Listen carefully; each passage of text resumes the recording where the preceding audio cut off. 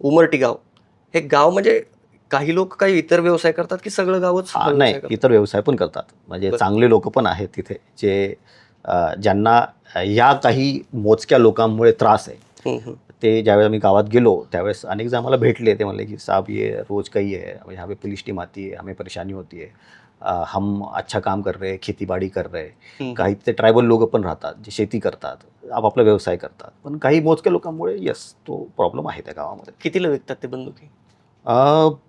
Price नाही सांगणार मी कारण ते ॲडव्हर्टाइजमेंट टाईप होऊन जाईल. म्हणजे आता असं झालंय पुण्यात की जो तोडतो अल्पवयीन 15 वर्षाचा 16 वर्षाचा मुलगा तो बंदूक घेतो. नक्कीच की प्राइजेस एवढे चीप आहेत की एका जीवाच्या तुलनेने फारच कमी प्राइस आहे.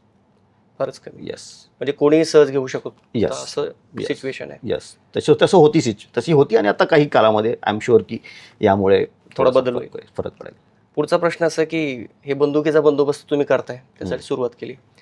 कोयता गँगचं काय करायचंय? कोयता गँगवर आता हा एक संभ्रम जो आहे त्याला थोडंसं डिसमॅन्टल करणं गरजेचं आहे.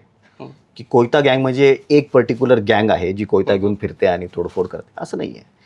हे असे मुलं आहेत ज्यावेळेस आम्ही त्यांना पकडतो त्यांचं इंट्रोगेशन करतो त्यावेळेस फार गरीब परिस्थितीमधले मुलं आहेत ज्यांचं घरी असं काही मोटिवेशन नाही आहे किंवा घरी कोणी बघणारं नाही आहे. आर्थिकदृष्ट्या फार त्रस्त आहेत आणि त्या बेसिकली पूर्ण परिस्थितीमध्ये त्यांचे काय ॲस्पिरेशन्स असतात. इंस्टाग्राम बघतात, त्यामध्ये टी व्ही बघतात, इतर गोष्टीतून प्रेरित होतात आणि काही वाईट वळणावर लागतात आणि मग अशा गोष्टीमध्ये थोडी हिरोबाजी करण्यासाठी, काही लाईक्स मिळवण्यासाठी, फॉलोअर्स मिळवण्यासाठी या गोष्टी केल्या जातात. त्यामुळे कोयता गँग म्हणजे एक गँग आहे आणि ती पकडली जात नाही आहे पोलिसांकडून असं नाही आहे. हे सगळे अल्पवयीन मुलं आहेत. अनफॉर्च्युनेटली तो ट्रेंड निर्माण झालेला आहे आणि हे सर्व काही आर्थिकदृष्ट्या कमी असलेले किंवा लक्ष ज्यांचं आईवडिलांचं ज्यांच्यावर नाही आहे त्या लोकांकडे, त्या मुलांकडे बेसिकली ही परिस्थिती दिसून येते आम्हाला. पुणेकरांच्या मनात हीच भीती आहे की पोलीस काहीच करत नाही असं त्यांच्या मनातला प्रश्न आहे. तुम्ही करताय अर्थात तुमच्या पद्धतीने, पण असं ठोस पाऊल का उचलत नाहीत पोलीस? नाही, कायद्याच्या दृष्टिकोनातून जेवढे त्यावर कडक कलम लावू शकतो आपण तेवढे आपण लावलेले आहेत. त्यामुळे अलीकडे जर बघितलं तर पोलिसांची धिंड काढणे, त्यांची 3rd डिग्री रस्त्यावर घेणे, हे सगळं सुरू आहे.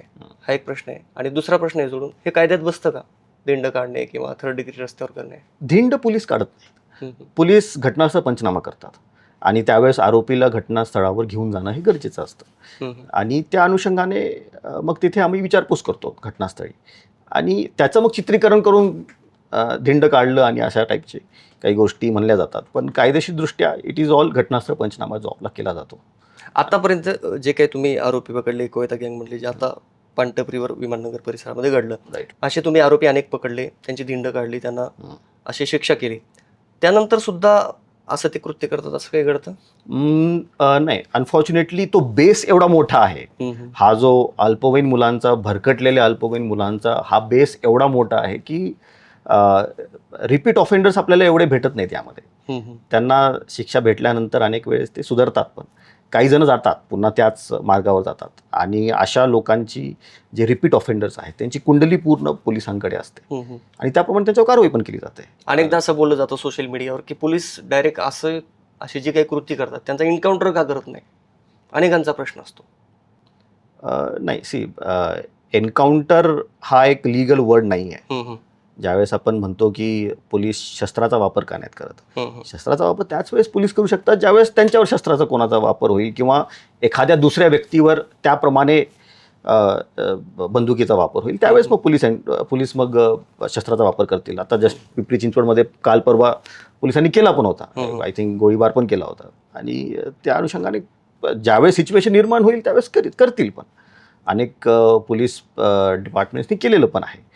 पण जस्ट बिकॉज त्यानं कोयता वापरला त्याच्यामुळं त्याच्यावर त्याला गोळी मारून ठार करणे हे काही कायद्यामध्ये बसत नाही. That is not an option.